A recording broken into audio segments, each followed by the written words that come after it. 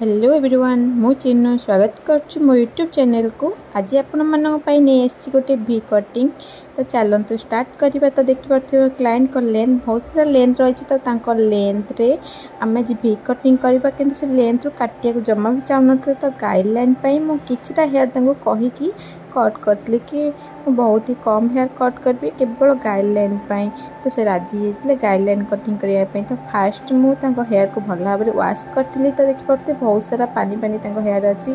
तो पानी बहुत सारा अच्छी हेयर रे मत कटिंग करने बहुत सारा सुविधा होता है। तो चुटी जिते सारा ओदा थाए कटिंग करा से भल सुविधा होता है कारण चुटी अधिका टैंगल हुए आ कोम करने बारंबार सुविधा होता है। तो मुझे भल भाव में गाइडलाइन 0 डिग्री कट कलापर पूरा हेयर को 2 पार्ट रे डिवाइड करी कारण आमको फ्रंट रे लेजर लुक दबार अच्छी आ बैक रे अच्छी आमर भिक लुक करिया।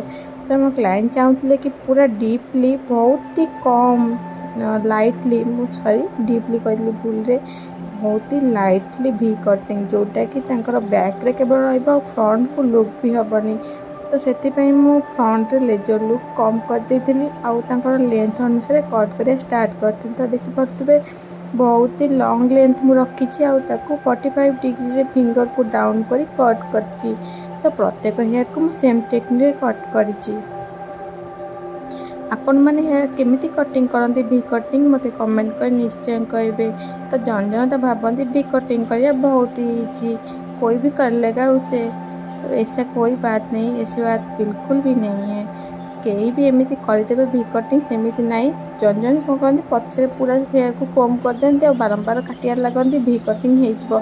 तो सेमती कले पूरा अनप्रोफेशनली हम ताद्वारा आपण क्लाइंट लेंथ बहुत सारा कटिज जद्वारा आप क्लाइंट भी आप बहुत सारा चिड़मिड़ी हे और रागे सेमती जमा करेंगे। फास्ट क्लाइंट को कटिंग करेंगे फ्रंट में हेयरटा देखेबे कारण क्लाइंट देखते से ही विश्वास करती से देखा जिनस ही विश्वास करती। आप फ्रंट बहुत सारा हेयर कट करेंगे बैक रे कम काटते ना सी कहे ना अधिक काटी फ्रंट यदि कम काटे बैक रे अधिक काटे से जानीपर आप केते चुटी काटी यहाँ ही हूँ टेक्निक। तो आपको फ्रंट रे कटिंग स्टार्ट कर अच्छी प्रत्येक कटिंग रू।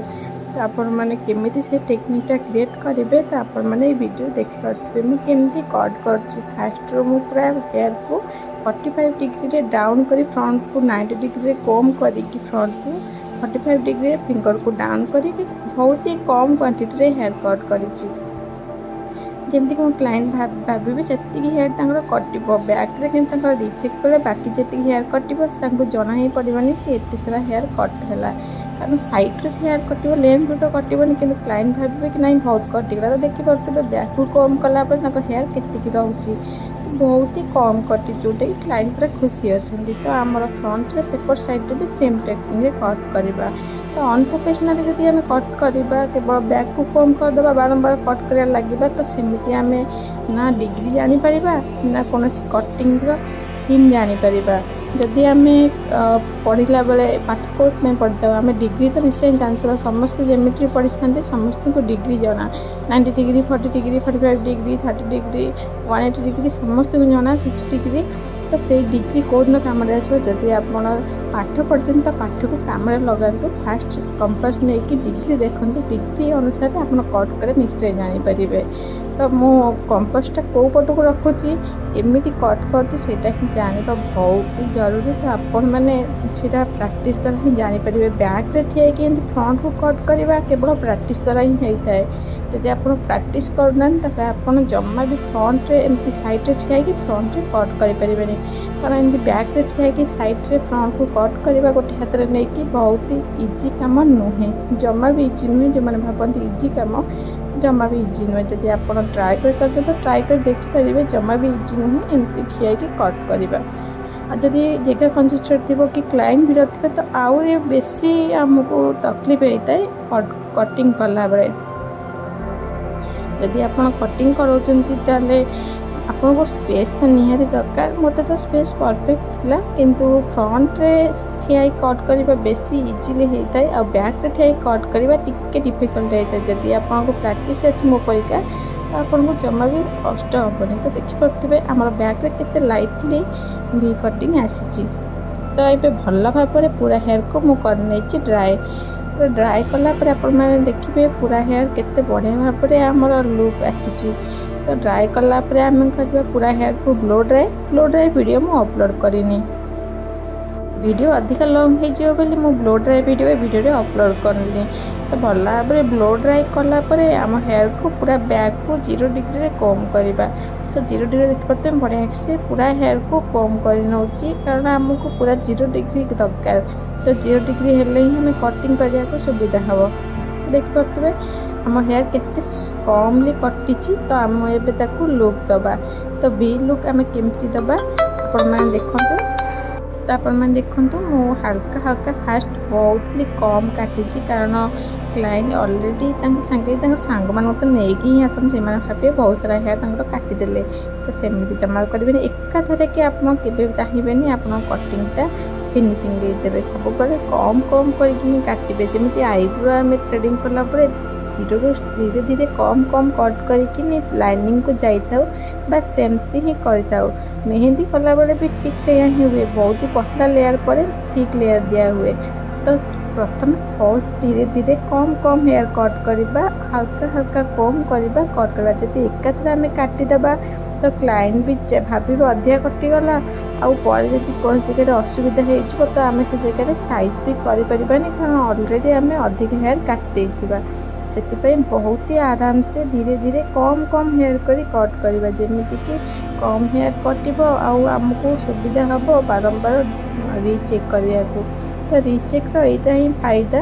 तो रीचेक करने आमको भल भाव पूरा हेयर को 0 डिग्री रे कम करके बारंबार कम कर कट कर कारण आमको गाइडलाइन जमा भी कट कर नहीं। तो गाइडलाइन कटिगले क्लाइंट तो रागी ही जीवे अधिका हेयर कटिज सी रागे सेमती केमती हो पारे। तो से आमको बहुत ही ध्यान रखी काटिया पड़ो जमीती कि क्लाइंटर आमर गाइडलाइन भी कटनी आमर बढ़िया भाव में बी लुक भी बैक लाइटली आसीज। तो लाइटली बी लुक आउ ता सहित टिकर लुक भी रमिति करवाटा बहुत ही कष्ट होता है। सीटा जो मैंने कटिंग कर निश्चय जानते।